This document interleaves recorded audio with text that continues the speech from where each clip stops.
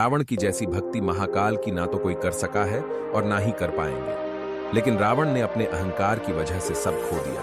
अभी में लगे हुए श्री राम के तीर रावण को मृत्यु के द्वार तक धकेल चुके थे।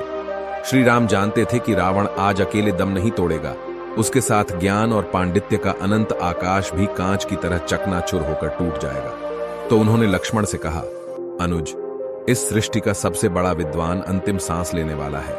जाओ, उससे अनुरोध करो कि वो संसार से जाते जाते तुम्हारी झोली में कुछ ज्ञान रत्न डाल दे। लक्ष्मण गए रावण के पास और निवेदन किया। रावण सुना तो लेकिन कहा कुछ नहीं, बस मुंह फेर लिया। लक्ष्मण उत्तेजित हो गए, वापस आए और बोले, प्राण जाने को है लेकिन इसका अहंकार नहीं जा रहा।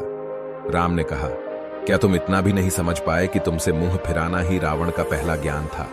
तुम सिरहाने खड़े होकर गुरु से ज्ञान मांग रहे थे।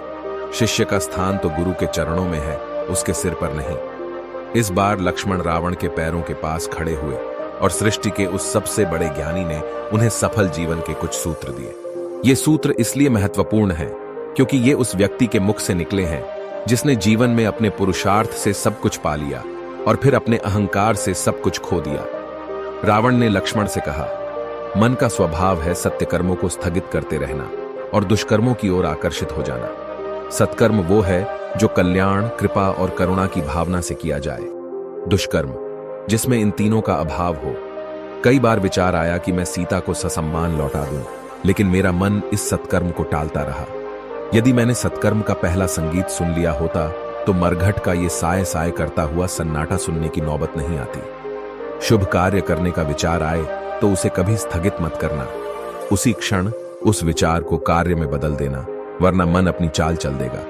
शत्रु को कमजोर न समझो कौन राम, वही वनवासी जो जंगल जंगल मारा मारा फिर रहा है, वही अयोध्या का राजकुमार जिसके पास न घर है, न घाट, न हाथी घोड़े, न राजपाट, वो दशानन का सामना क्या करेगा? असंभव। लेकिन हुआ क्या? असंभव संभव हो गया। वो साधारण मानव आज विजय तिलक लगाकर सूर्य को अर्घ्य दे रहा है और इस महाअसुर का सूर्य अस्त हो रहा है क्योंकि मैंने शत्रु को कमजोर समझने की भूल कर दी।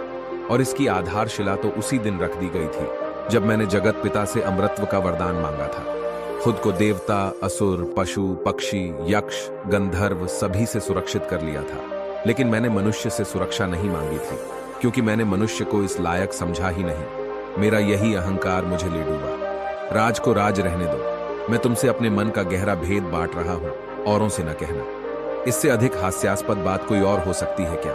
अगर तुम खुद अपना राज नहीं रख पाए तो कोई और क्या रखेगा? यही तो भूल हुई मुझसे। मैं अजय था, लेकिन यह भेद कि मेरी नाभि में अमृत है मैं छिपा नहीं पाया, और इसी भेद के बल पर मेरे ही भाई ने मेरे सर्वनाश का शंखनाद कर दिया। ये मेरा अंतिम सूत्र है, इसे कभी मत भुलाना। दोस्तों, हम सबके जीवन में कोई ना कोई राज रहता है। अगर हम उस राज को राज नहीं रख पाते तो सबके सामने हम हंसी का पात्र बन जाते हैं। इसलिए हमें कुछ राज को राज ही रखना चाहिए। इससे सीखने वाला संदेश है कि अहंकार हमें अपनी प्रतिभा के बजाय लचीला बना देता है। हमें जो सच का वास्तविक यथार्थ समझना चाहिए उसे समझना चाहिए, और इस प्रकार हम अहंकार को उखाड़ फेंक सकते हैं, जिससे हम जीवन में सफलता प्राप्त कर सकते हैं।